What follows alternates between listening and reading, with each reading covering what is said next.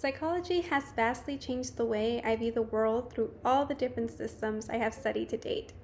The way in which it has been most impactful is the way I see theories and applications in real life situations, at times even without the knowledge that the practices were developed by psychologists.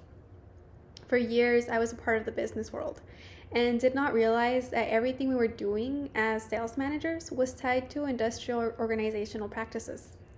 Harvard University describes industrial and organizational psychologists as not clinicians, as they do not work with individuals, but as business focused because they work with organizations or employers to create better work environments. Their main work is creating more efficient processes, improving productivity and profitability, and having a more sustainable workplace. For attributes of a leader, LeBlanc, Gonzalez-Roma, and Wang describe recommended leadership as those who can provide clear and visionary goals, can stimulate innovation, which can be supported, and can enhance their team's commitment in their study of charismatic leadership. As a leader, we are expected to create environments in which our team's innovation is nurtured and encouraged, and we can clearly pass on the company's vision and gain employee commitment. For Leadership Styles, Cherry 2006 explains how Lewin and his team conducted an experiment on school children by assigning leadership roles, and then the children were instructed to complete arts and crafts projects. They were able to study how others behaved under different leadership styles, which included authoritarian or autocratic, democratic, and delegative. This information was able to be translated into the business world, where management learned what leadership styles were most effective and how different leadership styles impact employees. For evaluations, Workforce 2002 described the Hawthorne studies as Mayo initially setting out to study the effects of monotony and fatigue that had on productivity in the workplace. The experiments consisted of experimental groups, one of which was a group of 6 women who were segregated from the rest of the assembly line, and 2 women who were tasked with intricate work. The women were aware of the experiments and were asked to provide feedback after the experiments were done.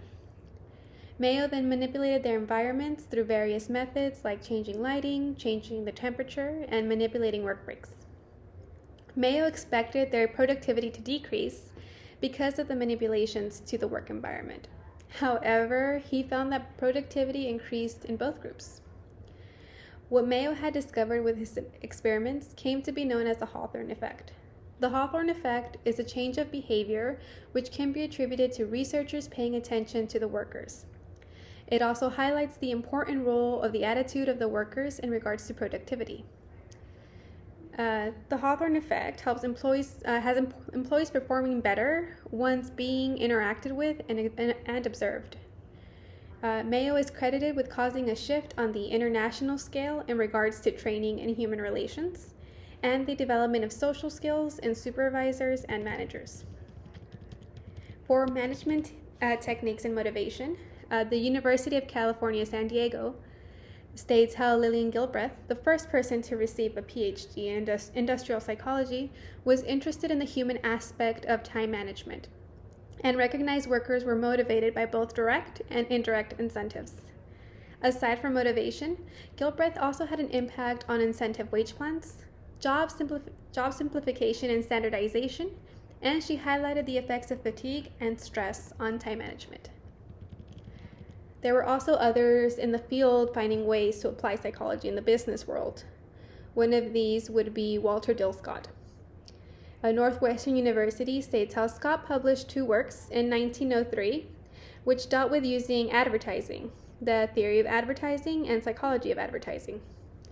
Scott at this time was also working on developing methods which would assist in the selection and training of sales personnel. Due to the practices of Scott, there was an increased credibility in the field of industrial psychology. Scott not only used his psychological principles for advertising, he also used them to solve problems in the industry. And he began a practice of consulting industrial psychologists after he opened the Scott Company. His techniques for salesmanship did not only affect the business world, he also had an impact on the military. During the First World War, Scott used his techniques of evaluating and testing individuals in Fort Myers and later Plattsburgh. His methods proved to be very successful, so much so, in fact, that his methods were used later on to determine the best use of talent of enlisted men and promotions. So while this may be the history of how IO psychology started, it's the basis and foundation for what's used in the business world today. How we approach managing as not being overbearing or not having our employees do everything we say, but how we create a work environment where we can all work together, where the employees feel that they're taken care of and that they can innovate and grow and expand within the company. Another worldview which has drastically changed for myself is learning to understand other cultures.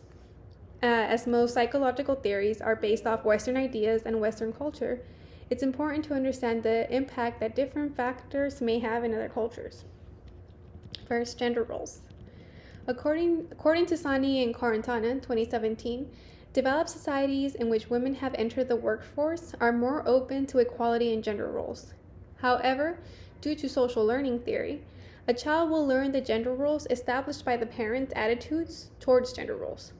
Based on this idea, two people in the same community can have completely different approaches to gender roles. Social hierarchy. Social hierarchy is not always determined by the same factors across all cultures. The University of Wisconsin-Madison states how social hierarchy is determined by socioeconomic status in the U.S., but it's not a determining factor in other countries. Birth order.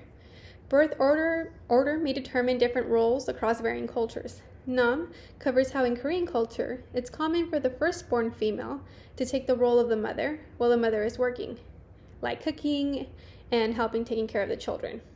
This is similar to the Hispanic and Latin culture, which in my experience, where female siblings take the role of tending to the house and the children, while males are not expected to do the same. Nam also goes on to say how in Japanese culture, an older male sibling is treated with a rejecting attitude, and a female sibling is treated more warmly. Theories applied in non-Western cultures. Cross-cultural psychology aims to test the applicability of Western theories in non-Western contexts and integrating culture into theories according to iResearchNet. So to be a successful counselor, psychologist, or therapist, Western theories can't immediately be implemented with those from non-Western cultures. Understanding the culture will also help us check our own biases as a mental health professional.